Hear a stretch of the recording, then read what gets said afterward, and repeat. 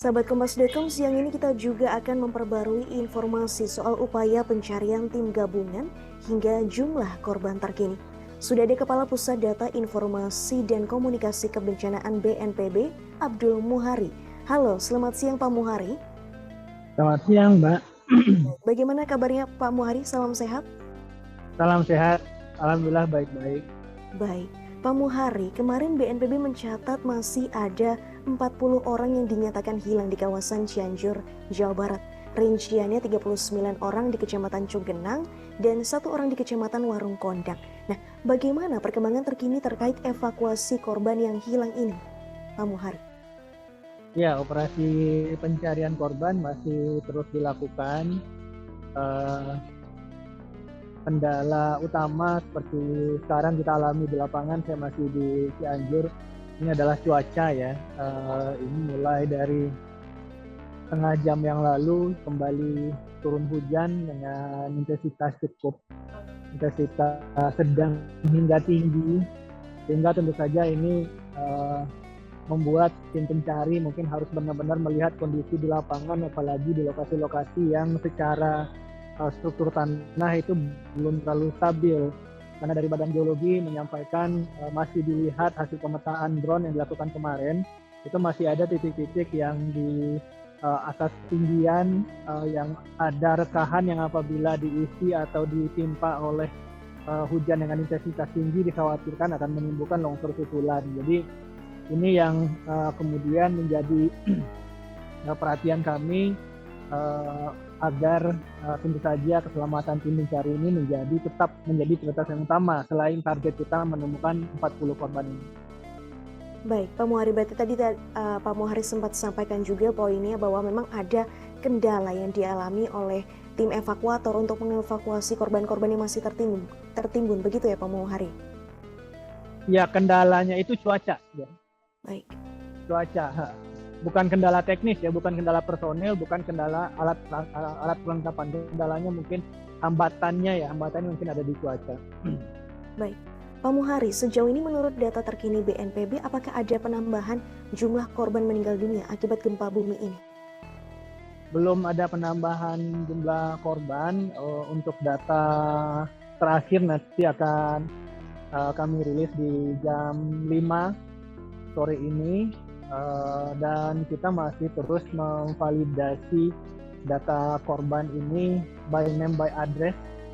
Jadi banyak kami temui dan kami dapatkan data korban ini hanya angka tanpa identitas. Jadi data-data dari kelurahan, data-data dari desa disebutkan meninggal sekian, tetapi ketika ditelusur namanya ada atau tidak, ini masih menjadi pertanyaan besar. Nah, ini tentu saja harus kita validasi karena BNPB hanya mengeluarkan data karena ini menyangkut nyawa manusia. Kita benar-benar memvalidasi dan memverifikasi angka ada. Kalaupun sudah dikuburkan oleh warga, oleh keluarga terdekat, itu harus jelas namanya siapa, meninggal di mana, dan apakah di kakaknya itu memang tertera nama itu di sana. Jadi ini proses ini yang masih terus dilakukan sekarang. Baik, Pak Muhari, saat ini apa yang menjadi fokus penanganan BNPB pasca gempa di kawasan Cianjur? Apakah masih sesuai dengan arahan Presiden Jokowi untuk mencari korban yang tertimbun itu tadi, atau sudah beranjak mungkin kepada penanganan pengungsi, lalu juga perawatan bagi korban luka, atau seperti apa Pak Muhari? Tentu saja sesuai arahan Presiden, tidak mungkin kita tidak sesuai arahan Presiden. Okay. Jadi pencarian dan penyelamatan tetap yang utama. Masih ada 40 korban hilang yang harus kita temukan. Tetapi berjalan paralel dengan itu, tentu saja penanganan pengungsi, manajemen logistik, distribusi dari posko hingga ke tempat-tempat warga kita benahi. Jangan sampai masih kita terima laporan-laporan yang belum menerima logistik dan lain-lain. Ini pola distribusinya sudah kita benahi dan sudah kita sampaikan dalam preskon kemarin. Tiap jam 8 pagi, camat harus datang ke posko untuk menyampaikan kebutuhan.